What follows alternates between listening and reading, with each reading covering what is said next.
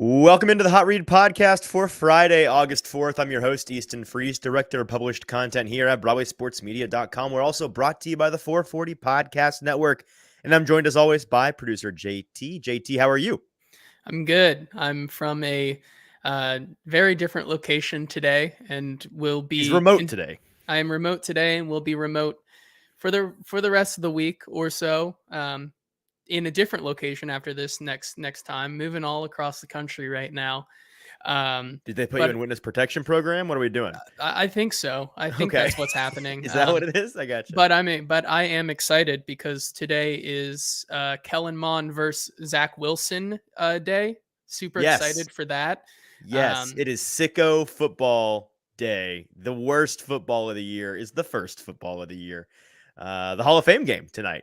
Like you said, Yes. Zach Wilson, Kellen Mond, a titanic showdown that should be delicious for all the thousands of us that are we're just desperate, starving, sick individuals that will take any little morsel of football. Yeah, And I don't know about so, you, but I am so excited for the Dorian Thompson-Robinson legacy second half tonight for the Browns. right. I will personally be hammering the Browns plus 1.5 line tonight because of that It's fact. one thing to watch this. It's another thing to bet on this. And Hey, you're going full bore. Preseason for bettors too. It's not just the players, man. You got to It's get for warm. us too. You I got to feel get you. warm.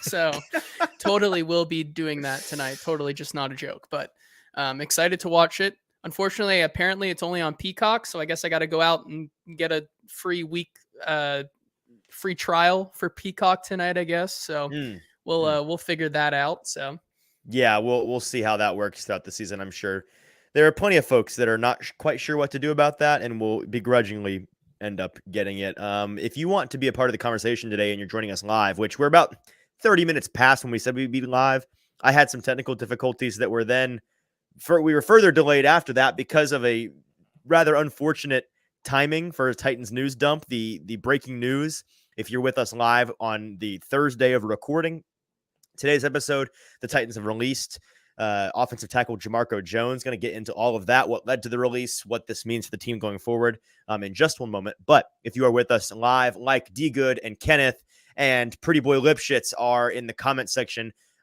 we would love for you, if you're not watching via YouTube, go on over to the YouTube page at Broadway Sports Media on YouTube. You'll find this live stream and be able to, in the comments of that live stream, comment like D Good and Kenneth and Pretty Boy Lipschitz and be a part of the conversation, which we would love to. Hey, and we got Stoney Keeley with the Subros Network here as well. happy Stoney, 10th, by the way, Stoney. Looking forward to Saturday night's soiree. I will be there. JT, unfortunately, out of town, but I will be representing the show and cannot wait to celebrate Sobro's 10th anniversary, I believe it is, which is fantastic and cannot wait for that. But we'll get to all of that in a minute. First, I have the warm-up to get into, and then we'll have some Titans news on the back end with producer JT, and we will get out of here because we are on a time crunch today, but plenty of good stuff to talk about. So let me not waste any more time and dive right in to today's warm-up, JT, and it's the premise of which is based on a conversation that I was having at Titans training camp today with our buddy Sam Phelan over at A to Z Sports. And we were talking about who does DeAndre Hopkins' arrival to this team impact the most? Now, we've talked a lot about what it does for guys like Treylon Burks and how DeAndre Hopkins may very well be a force multiplier in his production and efficacy this season for the Titans. But there are a couple of players that I think you could argue DeAndre Hopkins doesn't hurt by arriving, certainly may help them in the same way that he's helping Treylon Burks, taking the attention away from them, maybe giving them some more easy opportunities and so on and so forth. But for who does his arrival impact the most negatively in terms of the stat sheet, or what we're expecting from them in terms of the volume of their production this season? And there's a couple of players to keep in mind here, but we were kind of doing the math on this, and I want to walk through it with you and with our listeners and see what we might come up with, because I think it's fair now that DeAndre Hopkins is here and has solidified himself as not just a member of this team, but seemingly, I mean, he's not, for a guy that doesn't like to practice, he sure has not missed a single practice since being here. I mean, I'm there every day, and he's been there every day, and he's been practicing. And it's not the whole veteran, like, well, yeah, I'm going to come out to warm up and stretch and then head. No. He's there start to finish. And so he certainly seems like a guy that is ready to go. full time, and as long as he is healthy, be a massive, massive part of this offense. And so I wanted to reevaluate a little bit where these skill position players fall on the list of our expectations for the year. Because JT, you and I spent a lot of the dog days of summer and a lot of the spring talking about the breakout candidates, the roles we expected from guys like Chigakonkwo, guys like Kyle Phillips, guys like NWI and Chris Moore and all these guys. So I want to talk about them. And let's just kind of start from the top here and do the math and kind of whittle our way down to how many yards we expect to be out there for these guys, right? So let's start with the supply of yards available to the skill position players in the passing game. That, of course, comes from the arm of Ryan Tannehill. Again, knock on wood, God willing, he will be out there all season long for the Titans. We want all starting quarterbacks for all teams to be out there because backup quarterback football sucks to watch for everybody.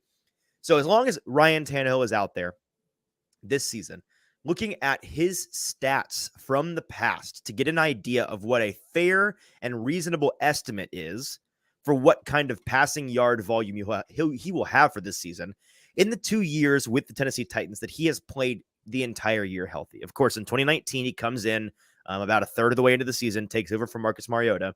Last season, misses a handful, I believe, 5 games, and is dealing with injuries and a number of games does not look himself because of that ankle. So we've got the 2020 and the 2021 seasons as sample sizes. And in those 2 years, need I remind you, the situation certainly different in a number of different ways. But in terms of the receiving core, the weapons, in 2020, he had the solidified wide receiver 1 and 2 tandem of Corey Davis and A.J. Brown. And then in 2021, despite them not being on the field the entire season, he had the solidified number 1 and number 2 of A.J. Brown and Julio Jones. And in those 2 years, he threw for roughly 3,700 and 3,800 yards combined. So let's use that as our barometer. In his career, Tannehill in 2015 and 14, those 2 seasons, he went back-to-back 4,000-yard passing seasons. With the Dolphins, he was kind of all over the place. His first 2 years in the league, he had 32 and then 3,900 in 2016 and 17, the year he missed due to that ACL injury. 16, just shy of 3,000 yards. So kind of all over the board. And I don't want to take that into consideration. Let's do with what we've seen with him under Mike Vrabel and with the Titans, which is that 38-ish, 37-ish 100-yard mark. I don't think, first of all, just off the top, is it possible for him to have a 4,000-yard receiving yard season? Yes, he's done it twice before in his career. And depending on how this offense looks with Tim Kelly, if they truly are going to be more pass happy than the past couple of iterations of the Titans, maybe he does just eclipse that mark. But I think it's fair to say the conservative estimate is right there at 3,800. Before I go forward, JT, does that sound about right to you? Somewhere between 3,500 and 4,000 yards if he is healthy for this season? It's probably the most correct that you can be. I would argue that maybe this is, from a talent standpoint, just top to bottom, maybe the most talent that a Titans roster has seen in quite a while. So, like you said, there is possibility to go over 4,000 passing yards. However, it probably just because what we know, I mean, we even heard Mike Vrabel today say we got to get our best players the ball. And Derrick Henry is a pretty darn good ball player. So he was not shying away from still trying to emphasize the run game, which makes me think that, from like 3,500 to maybe like 4,000 passing yards is probably a good estimate for Tannehill. So let's say an average conservative number is 3,800. We've danced around it. Let's just land on that. So 3,800 yards to divide between a handful of skill position players. Let's start with the guys we're expecting to get the most volume, right? It's Treylon Burks. It's DeAndre Hopkins. Maybe this is too optimistic, JT. And of course, injuries and availability, they change the math quickly, right? If I were to bring a time traveler from 6 months from now back in time to join the show as a guest, and they tell us that DeAndre Hopkins and Treylon Burks both play 17 games this season, I think you and I would go take out mortgages on the D-Hop Treylon Burks combined over 2,000 yards mark. Like, I think that is really safe if you told me they played all 17 games, right? DeAndre Hopkins has been on pace to be a 1,000-yard receiver or significantly better practically for a decade. And Treylon Burks, while last year, his totals, I think he was in this, I don't know, 400 or 500 yard range on the season. Played in very few games in terms of, played in very few effective games, should I say. It was that back half of the season where they really cut him loose a little bit, turned him up a little bit, and he got going and got on a roll. And that was marred by a number of stops for injury.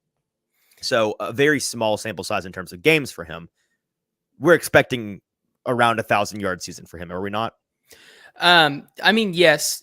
To your point, I think that 1,000 yards for both of them is pretty doable.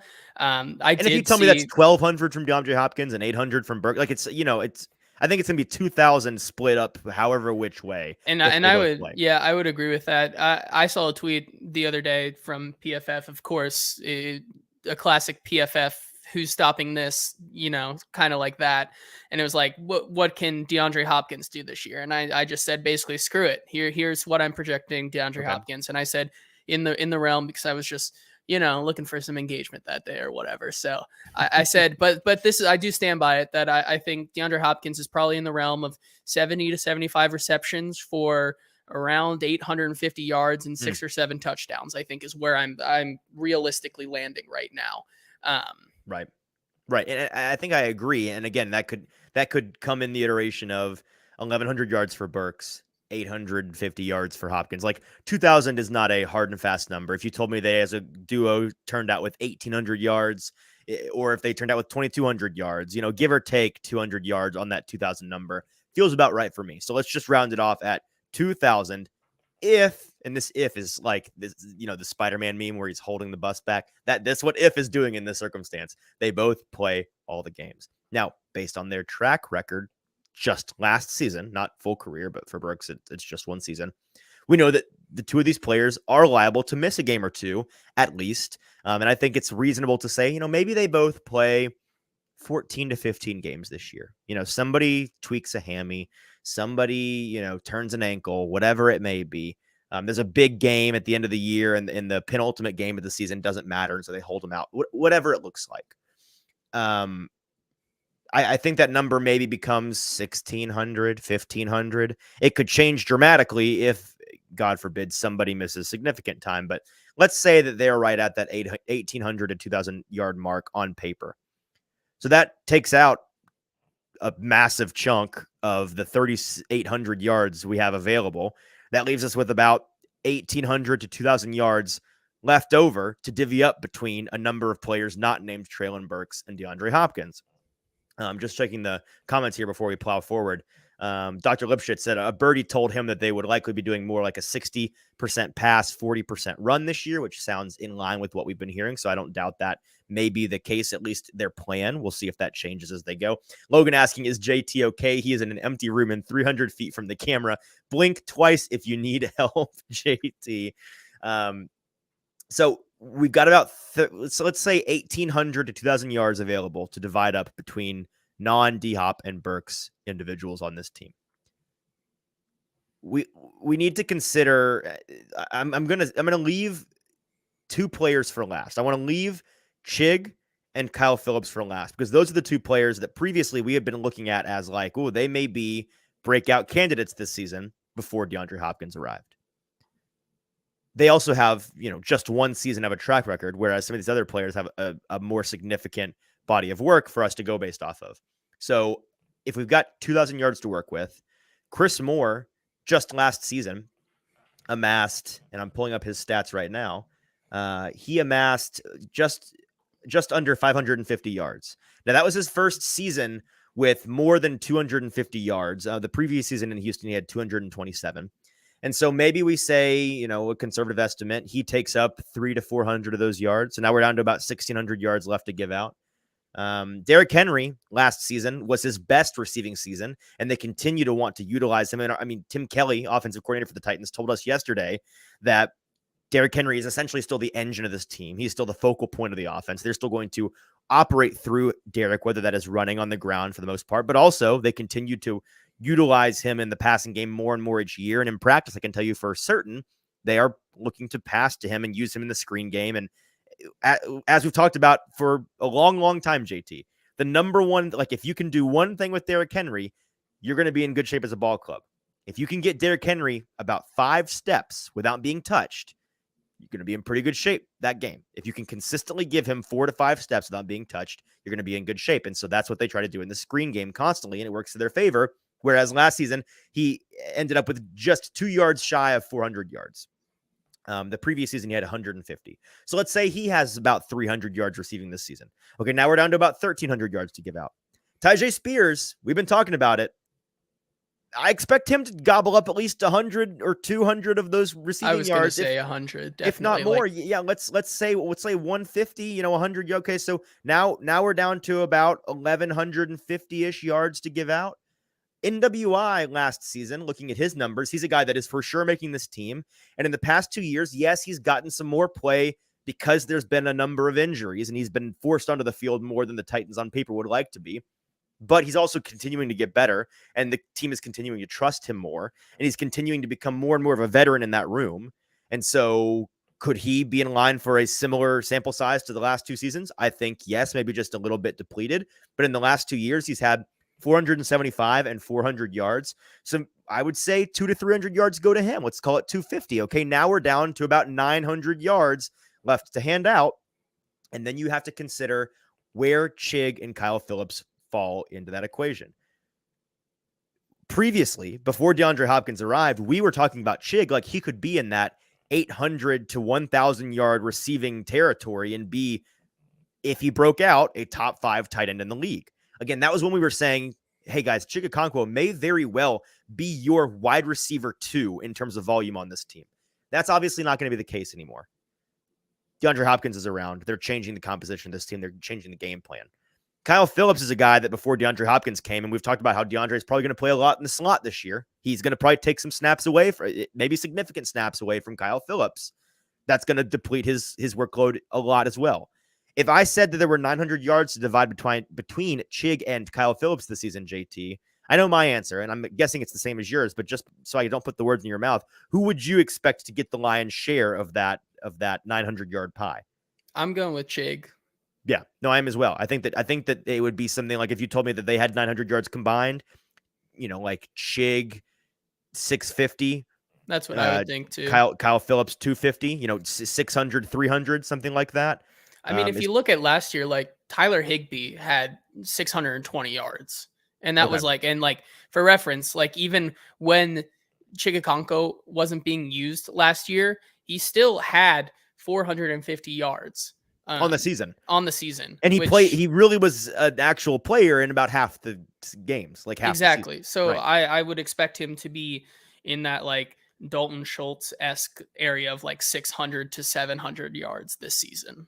Yeah. So all of that is to say, and the reason I wanted to make this warm up, I kind of think people need to pump the brakes on Kyle Phillips and Chig Okonkwo this season, more so Kyle Phillips, not because of the talent. Okay.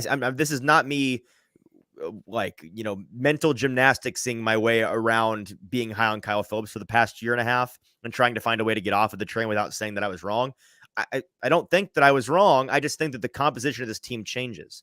Like Kyle Phillips, I still think is that player and still think is that dude. And I think there's a reality in which he is such a game breaker in certain circumstances that maybe NWI gets kind of knocked off the contributions chart.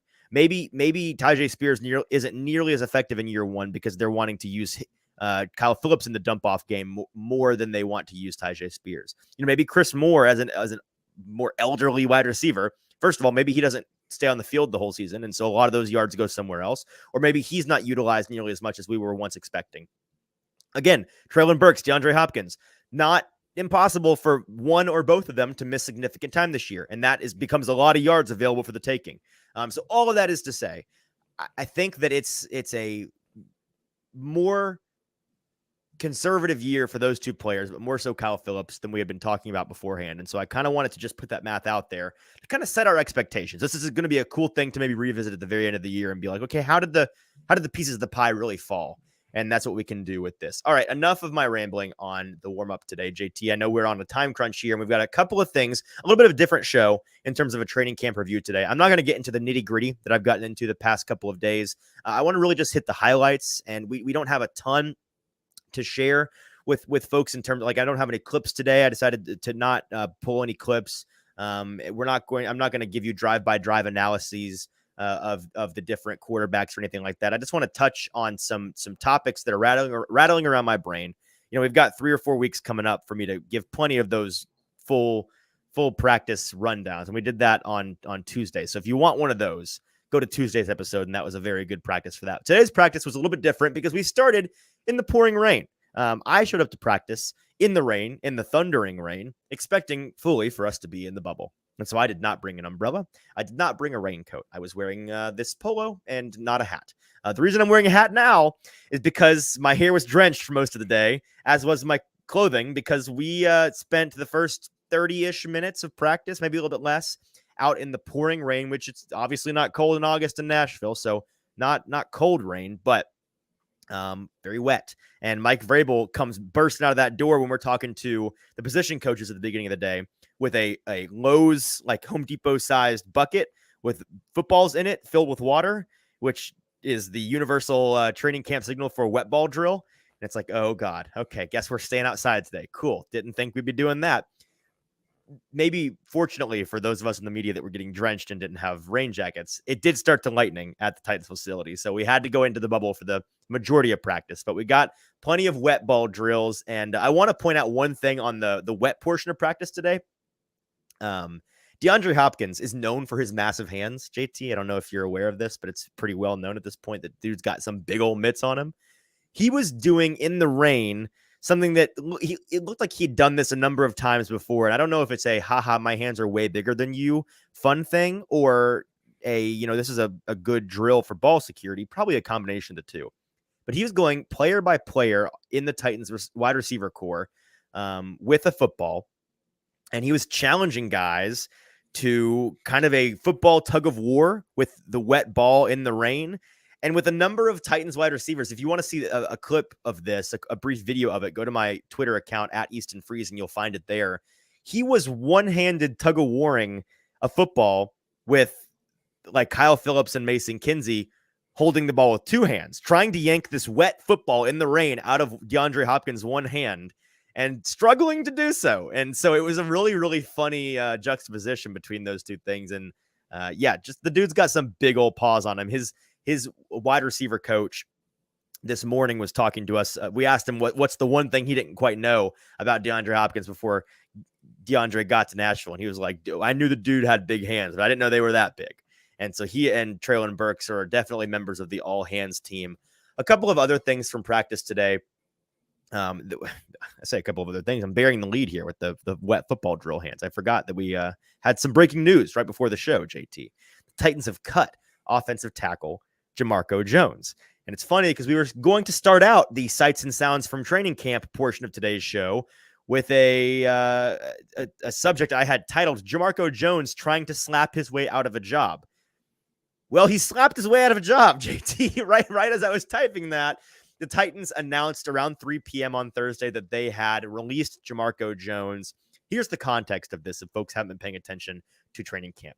Jamarco Jones had been taking first-team snaps as the right tackle for the Titans once Nicholas Petit-Frere got suspended and they entered the August portion of training camp.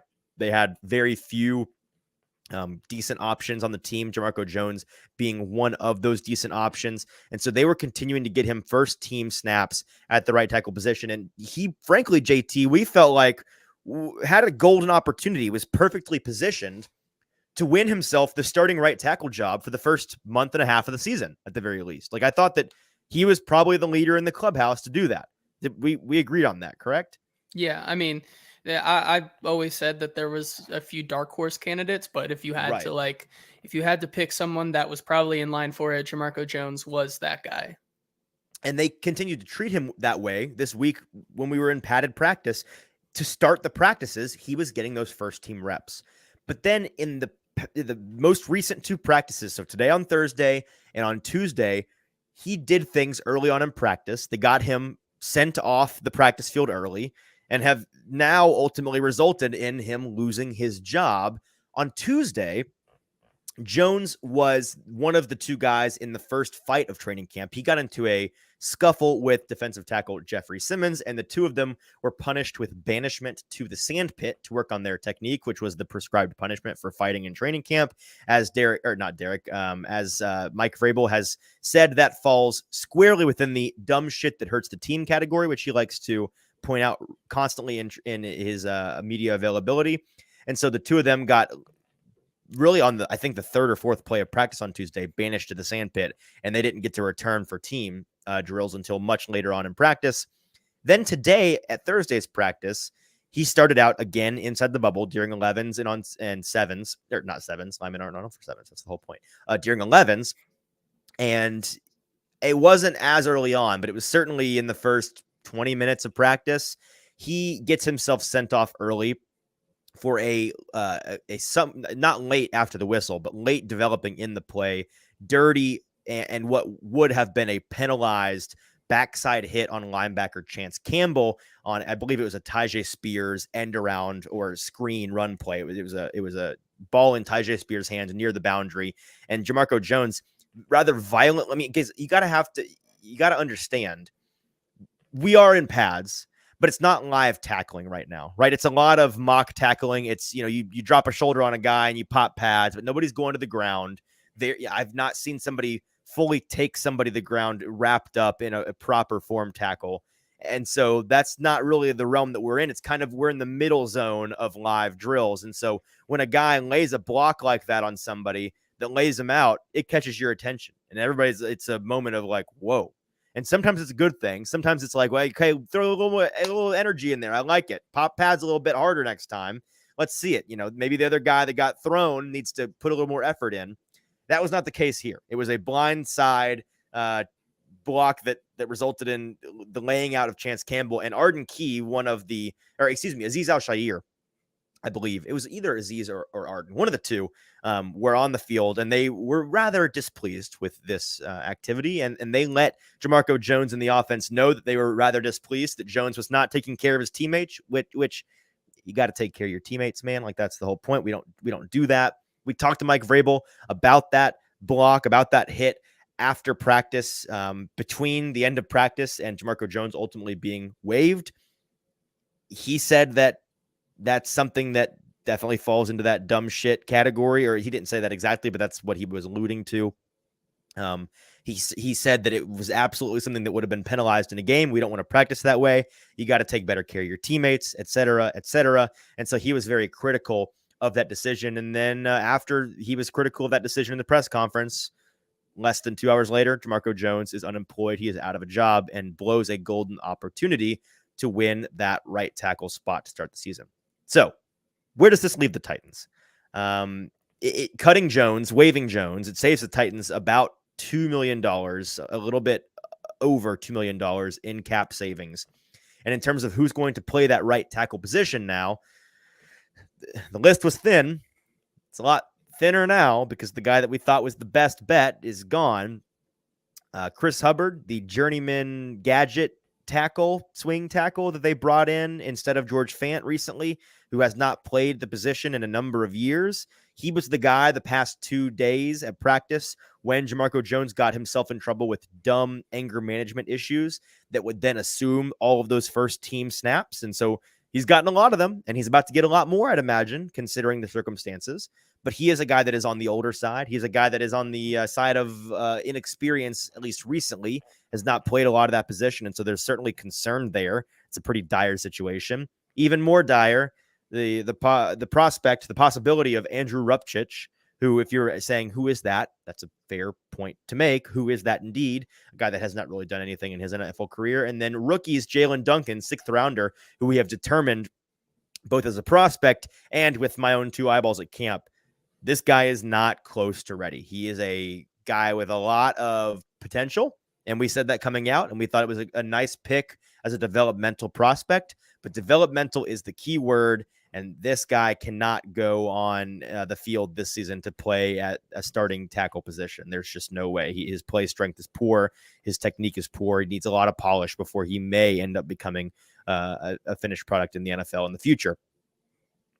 John Njoku, Boise State tackle that was an undrafted free agent in this year's draft, he was our pick early on as kind of the dark horse. I know our buddy Stoney Keeley, who's listening in, is a big John Ojukwu fan, and so are we. But I don't know if it's a great thing that he is going to be like, not that he's going to be, but the idea of him being your starting right tackle, JT, that sounds like kind of a nightmare situation for a prospect that we like, just not in this circumstance. I mean, for sure. I think right now you have to look at it, and you're currently kind of in a position where it seems like the veteran presence is going to win out, especially for these first 6 games.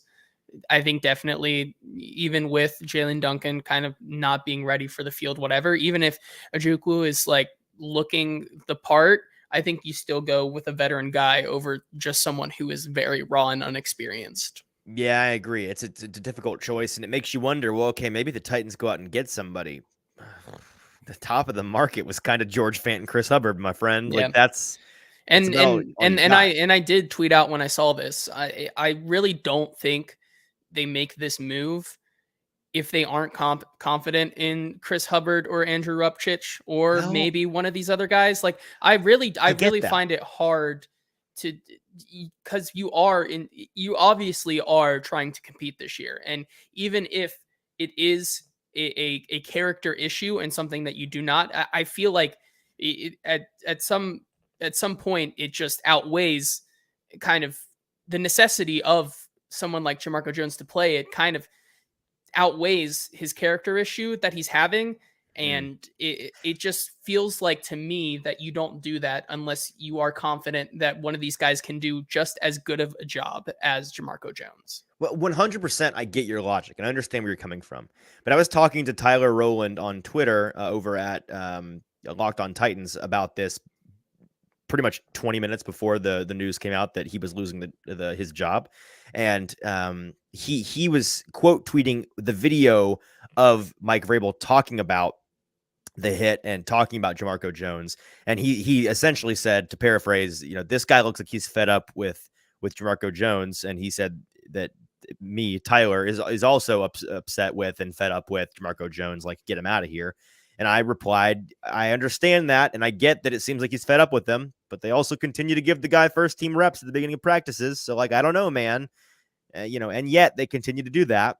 And then that news comes out. And so 20 minutes later, he quote tweets that tweet of mine and says, and yet, and I'm like, you know what? Yes. Yeah. This is where the bottom line meets desperation, because his point was like, they continue to give him first team reps because of the desperation of the situation. And I agreed.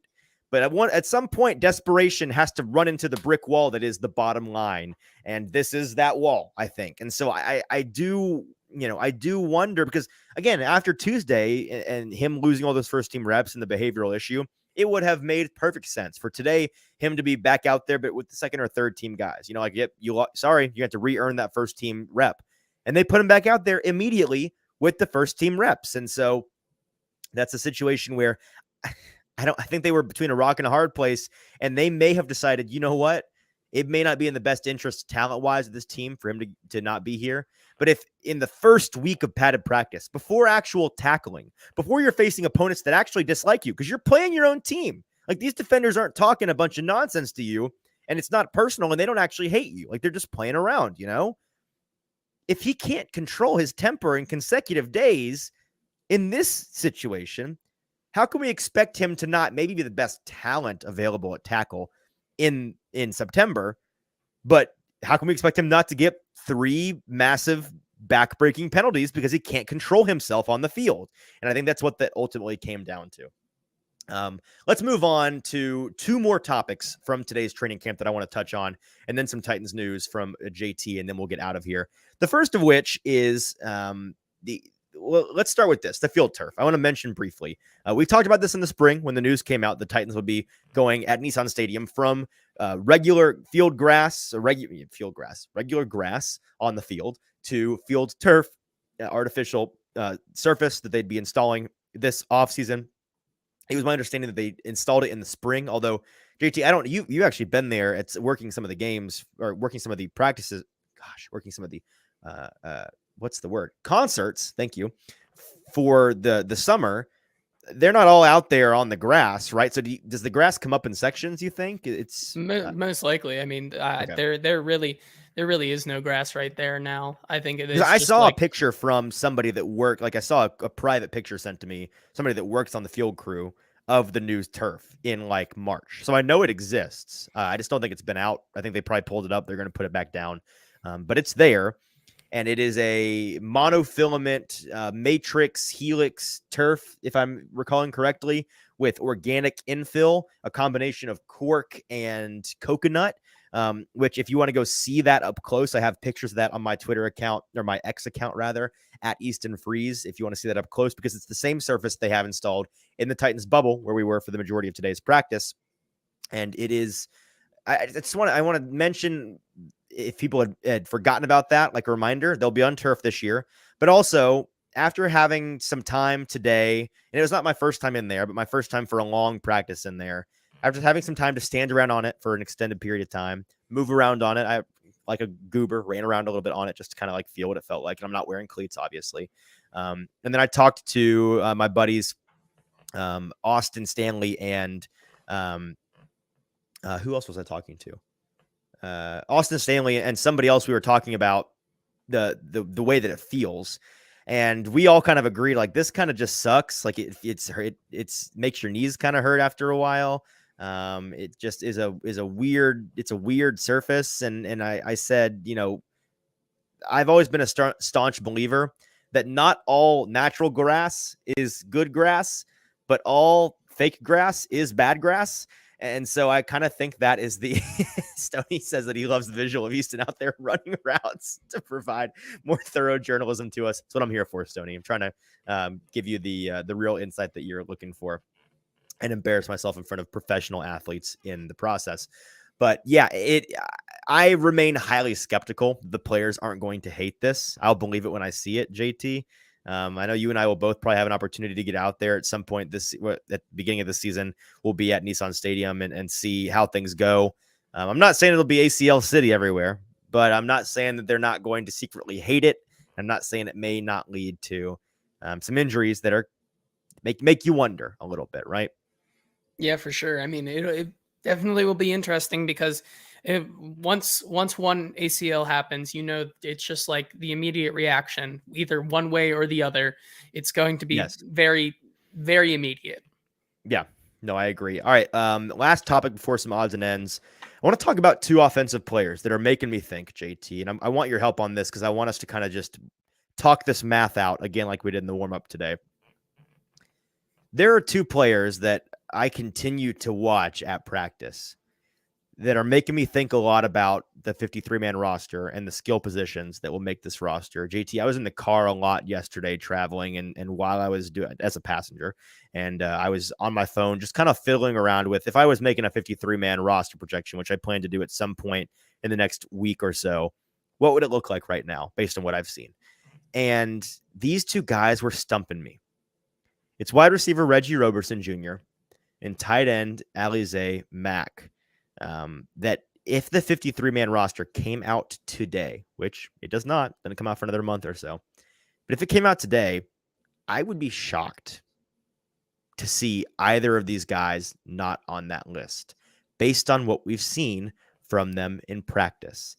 Now, that might come as a shock to many because they are certainly not amongst the locks to make the roster.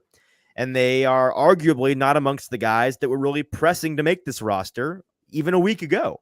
We were talking a lot about how maybe they keep just 5 wide receivers. And they got Traylon Burks and DeAndre Hopkins and Kyle Phillips and WI and Chris Moore. We agree, all 5 of those guys, they're making this team, right? There's just no two ways about it. And so the debate was maybe there's a 6th receiver, and if so, it's like 7 guys fighting for one position. I think if there's a 6th receiver right now, it's him. And we'd been talking about Colton Dowell for a lot of the spring and summer as a guy that was probably going to get that spot just because of the draft capital and his circumstances, his situation. Man, I think it's going to be a tough decision for them if they do go with the 6th guy between Reggie Roberson and Colton Dowell. I mean, just pulling up my notes from camp from the past 2 days, Reggie Roberson, I think he has 4 touchdowns in 2 practices. and they've been really impressive. He is a speed guy. I think he's not going to. I think that unless he blows up down the stretch here at camp, I think he has successfully killed Racing McMath's chances of making this roster, because Roberson is not as fast as McMath, but it certainly is that speed prototype. He also is a much better tackler than McMath is. And for that reason, as well as a couple of other different technical details of his game, he makes for a better special teamer than Racing McMath does. Roberson, you can actually put on special teams. McMath is kind of not really a special teams guy. And so I kind of think that he's going to be that guy, and it makes it interesting. Do you put, they may have to put Colton Dowell on the practice squad and just hope they can continue to develop him. Roberson also, I was listening to Paul Kaharski's podcast here on the 440 network the other day, and he was talking about how people kind of forget this. Roberson I think he was SMU, if I'm not mistaken, wherever he was at in college, he tore his ACL in 2020 and missed the season. Now, last season, he was a full season removed from that ACL. So he'd played he'd already played the year back, right? He was on the year after the year back.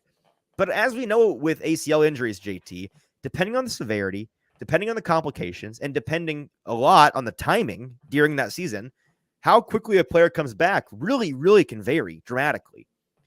I'm not saying last season the reason why he wasn't this impressive in training camp is because of that, but I am saying it may have been, because this is a different looking guy in camp. And maybe it's just that it's his second year and he's developed and he's really worked on his game and yada, yada, yada. But whatever the case may be, he looks like a guy that's pressing to make the roster. And then Alize Mack, we liked him a lot as just a flyer that the Titans took out of the XFL, a guy that in the spring played a full season of professional football and is just chugging right along into training camp. So if he makes the roster, he's going to have played like a calendar year of contact football, which sounds like a horrible decision for your body, a horrible thing to do to yourself, but props for being able to do that. I would be dead after one game. He's going to go like 32 in a row if he makes the team.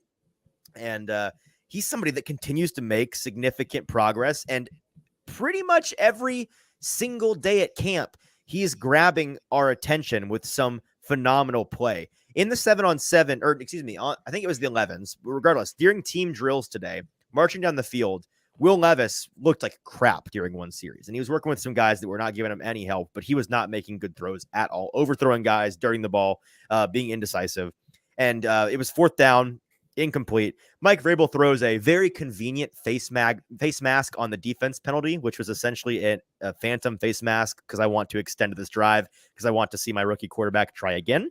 And so on the next play of the new gifted series, he just threads the needle through like I think 3 different defenders' hands to Alize Mack at the boundary, manages to rotate, contort his body to catch this ball and then keep his feet in bounds. And it was one of those whoa plays down the field from a receiving tight end, a big bodied athletic guy where you go, whoa. And we were talking to his tight end position coach, Tony Dews, this morning about Alize Mack and like what he brings to the potential roster. And I asked Tony, we know what he can do as a receiver. That's what he did in the XFL to garner the attention of NFL teams and make an NFL roster again. And he's a guy that's bounced around the NFL in the past and then went to the XFL and is now back in the NFL ranks.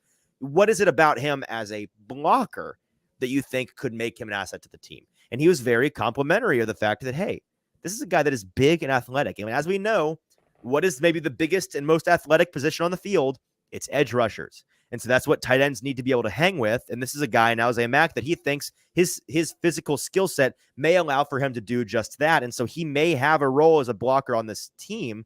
So for those 2 players, JT, let's widen the scope and talk about the grand scheme of these rosters. I'm going to pull up the list that I had made the other day, just preliminary of the 53-man rosters. Knowing the Titans' track record, their history with how they construct their skill position list, it's oftentimes 5-5-5 running backs, wide receivers, and tight ends. Sometimes it's, you get a 6th receiver. Sometimes it's a 7th. Sometimes you only keep 4 running backs or 4 tight ends, but that's basically what they like to do on paper, not knowing the group. Here are the guys that are locks, right? In the wide receiver core, we know the top 5, right? Okay, we got those guys down. Tight ends, Chikakonku, obviously. Trayvon Wesco as the glorified lineman. We think that he's making the roster. Josh Wiley, the rookie, he's probably making the roster. Like it'd be kind of surprising if he didn't. And then it comes down to two guys as that fourth and fifth tight end. Alize Mack, who's much more a receiver, and then Kevin Rader, who has been doing some more receiving in practice this season, but is absolutely in that Trayvon Wesco mold of he's a big-bodied blocker. Mike Herndon liked to talk about him on tape a lot last year when he got in there as a guy that's like underrated. You know, maybe he does what Jeff Swaim does better than Jeff Swaim. Like that's kind of the deal with him. Then at the running back position, you've got Derrick Henry and Tyjae Spears, obviously. And then three guys in Jonathan Ward, Hassan Haskins, who's legally embattled, and Julius Chestnut. If we include all the guys I just mentioned, that's 6 receivers, 5 running backs, and 5 tight ends. And maybe that's what happens. But I kind of think one of those guys has to hit the cutting room floor. And the guys on that bubble are Jonathan Ward, Julius Chestnut, Hassan Haskins at the receiving position. And then it is Reggie Roberson at the wide receiver position. And the tight end position, it's Alize Mack and Kevin Rader. So let's go one position at a time, JT, and just give our preliminary guesses. At the running back position, do you think they keep 4 or 5 guys? And in either case, who do you think makes the list? And if it's 4, who gets cut? I mean, for the running back position, I think it is 4. Just like most logically, what happens here. Is Haskins one of those 4? I don't think so. I think Haskins. I don't either. I think Haskins is the one, and not because he's not a bad player. I think that with Jamarco Jones, it's just like this is a team that very much does not want anything on the outside. And if obviously they're going to let due process play out in the legal system, but if it comes back in all light of an issue, I think he's gone. Which then leaves Jonathan Ward and Julius Chestnut as the last 4 there. Now, if it does come back and Hassan Haskins is kind of cleared, right? I think there's a decent chance that maybe they choose between Jonathan Ward and Julius Chestnut, in which I think Julius Chestnut is probably on the chopping block there and is on the cutting room floor. I think the same thing, JT, but based on the way they use these guys, like we as media and fans, like Ward it feels obvious that Ward is the better player right now. But the team seems to like Chestnut more. I don't know why. They kind of do the same thing. They seem to like Chestnut more. But I'm with you. Like, if it weren't for the legal embattlement of Haskins, he would make the team, right? Because he's so different. He is country mile best blocking running back in that group. Best guy for third down, pass only situations. He's also easily the best special teamer in that group, one of the best on the team. So his skill set's really unique. But it feels like, assuming these top 4 guys, and Henry, Spears, Ward, and Chestnut, don't give them a reason to not keep them on the roster, this may be a situation where, we don't know for sure what the deal is with Haskins, but the easiest way for us to just cut ties is, just say, you know what, he wasn't good enough to make the cut. This is an easy out for us as a team. We'll move on. Doesn't that sound about right to you? Yeah, I think so. But obviously, I think they are just going to give it due process. So, if it comes to that, I think they probably keep 5, and then obviously it's you move on to like the tight end position. I think is the next position you'd move to. Right, and the tight end position is interesting because you could keep 5. One could argue that's too many in Okonkwo, Wesco, Wiley, Mack, and Rader. If you got to just keep 4, the 2 on the block there are Mack and Rader, and there is a big difference between what I would do and what I think is the correct decision, and what my cynical brain thinks the Titans would do, knowing their MO. Obviously, what I think they should do and what the correct option is Alize Mack has earned this job. He is a stud in training camp. Now, maybe it's a false flag. Maybe it's not real. In training camp, there's a lot of, you see ghosts sometimes. The ghost of Mason Kinsey was a big deal 10 seconds ago in training camp, and we all know how that turned out, right? But I don't think that's the case with this guy. I think he can actually be a nice depth asset. On the other side of the coin, what the Titans tend to do, and what my cynical brain thinks they will do, is say, we are big man, caveman football. Ooga booga, give me Kevin Rader. I need blocking tight end. What do you expect them to do if they have to come down to picking one or the other? I think in the wild card and all of this caveman talk here is something that the Titans tight end coach kind of talked to today about Josh Wiley and how they think he's a talented receiver, but they're starting to work a lot more on his blocking. And cool. and if you have Trayvon Wesco, who you clearly brought in to replace Jeff Swaim, you're working on Josh Wiley to be a dual threat. It feels like you have, okay, if we're working on Josh Wiley being a dual threat that can also be a plus blocker, it feels like those are our two guys who are blocker first, but can also receive. And then you have two guys in Chig and Alize Mack to be our tight ends who are going to be dynamic and able to make plays up the field. And I think that's where I would go personally. Now, of course, you are totally right that it is the way this team works through the run game. It wouldn't shock you one bit, would it? It would not shock me if they kept 4 and it was Chig, Wesco, Wiley, and Raider. Right. I'm not mad. I'm just disappointed would be the circumstances there. So last question on this topic before we move out of here. If I told you they have to get, and they could keep 16 tight ends, running backs, and receivers and keep all of these guys, they could. But if I told you they got to keep 14 of them, and we're going to go ahead, I think we kind of agreed, let's keep Hassan Haskins out. We think he's not making the team. There's 4 running backs, okay? You got to get 10 receivers and tight ends, whether that's 6 receivers and 4 tight ends or 5 and 5. Who's the guy you're cutting? Is it Kevin Rader? Is it Alize Mack? Or is it Reggie Roberson? Reggie Roberson. Thank you. Thinking with my head, not the narrative. It's Alize Mack, I think.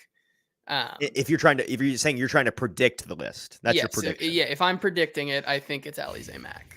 Me too. What would you do if you were the GM? Like I said, I think audio's Kevin Rader. Yeah, I think the tight end coach, his name is escaping my mind right now. Tony Dews. Tony Dews, but talking kind of about the versatility they're trying to bring with Wiley, I think there's no reason to keep 3 blocking tight ends on a roster in general. Like in any football club, but if there is a football team 2023 in the NFL, if there's a football team that will keep 3 basically glorified linemen, it's the Titans.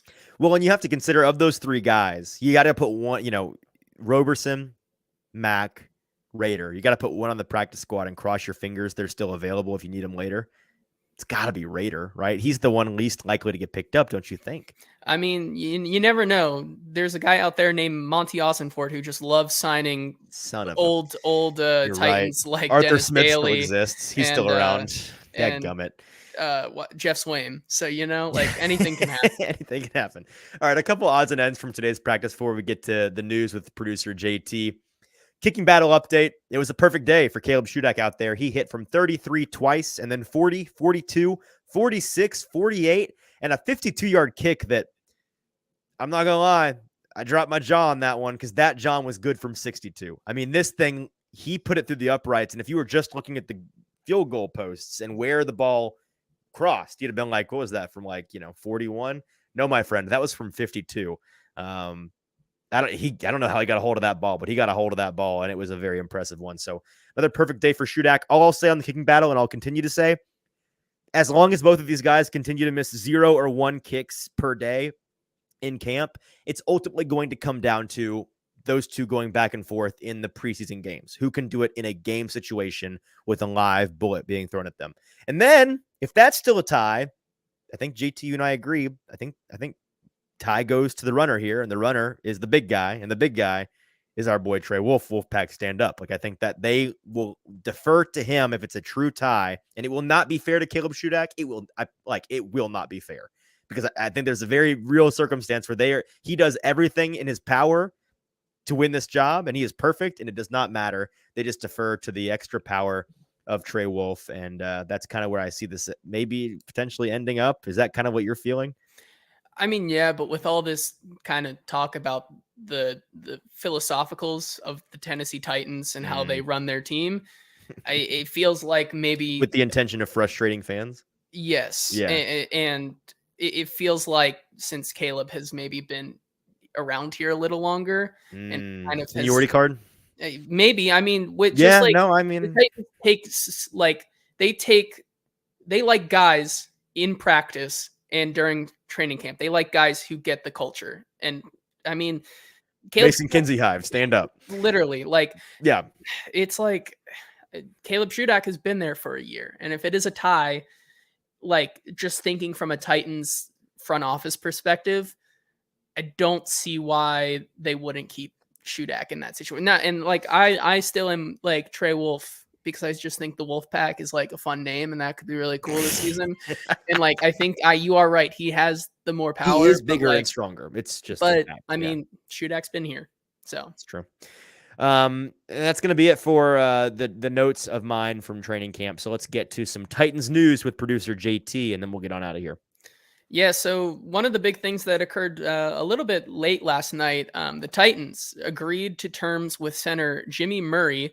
And in doing this, they have waived receiver Jacob Copeland. Two things on this real quick. One, going and trying to look up stats on Jimmy Murray, there are none. He has never played a offensive snap in the NFL, which kind of blows my mind considering that I thought Jacob Copeland had a little bit of upside. But So clearly we both did. Yeah. But clearly they will take the depth, even if that depth has never proven itself at the NFL level. Because obviously they believe that guys like Reggie Roberson and Racey McMath and Colton Dow have something better to prove here at camp. Well, this surprised us both last night when we saw it, because even before he was drafted by the Titans, we were talking about Copeland as like, maybe he's a draftable player. Like, I don't hate his game as just a receiving prospect in this draft. JT, I'm pretty much certain at this point that this was not at all a reflection on Jimmy Murray, the center. No disrespect to Jimmy, but like, who, like, you know what?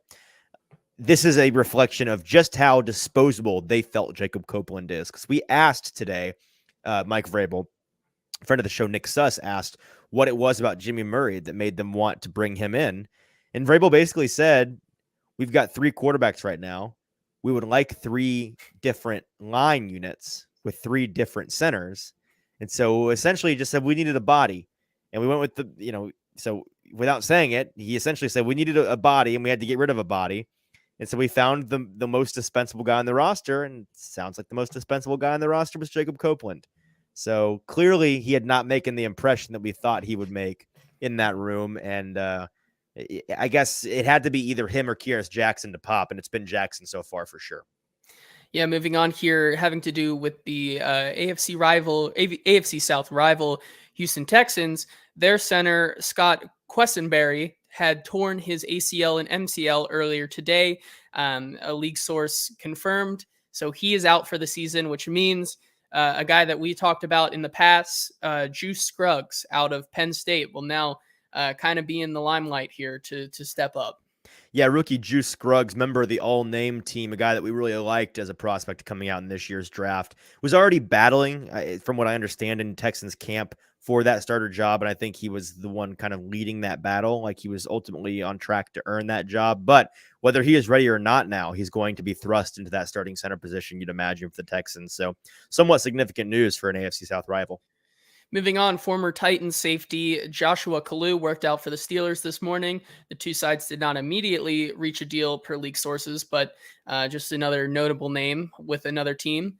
A guy that, if he doesn't work out for the Steelers, would not be a horrible reunion candidate for the Titans, because we know that the safety position here, little on the thin side. I know our buddy Justin Mello has written multiple times, hey, Josh Kalu's still out there. Maybe go get Josh Kalu just as like a body, because if you run out of the 3 guys you have, you are really up Schitt's Creek.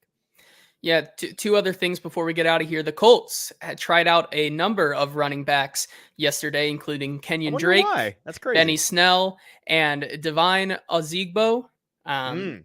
Two or 3 guys there that, I mean, 2 guys you know and 1 you don't. It doesn't move the needle, but clearly they are desperate for some help. And then one final running back note here. And by the way, I saw a report, an additional report just a moment before we hopped on the show, that a number of Colts executives have gone behind the scenes off the record and talked about how they are very much open to the idea of trading Jonathan Taylor.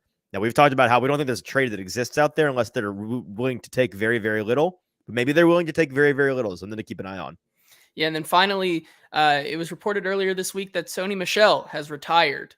But with him retiring, of course, He had an interesting up and down career with a number of teams, but you had a little tidbit here that you wanted to share. Yeah, Yes. I texted you and said I need you to report on Sony Michel retiring, not because it's super relevant or super new, but I found this on at NFL_memes on Twitter. So super reliable source, but it's true. I fact checked this.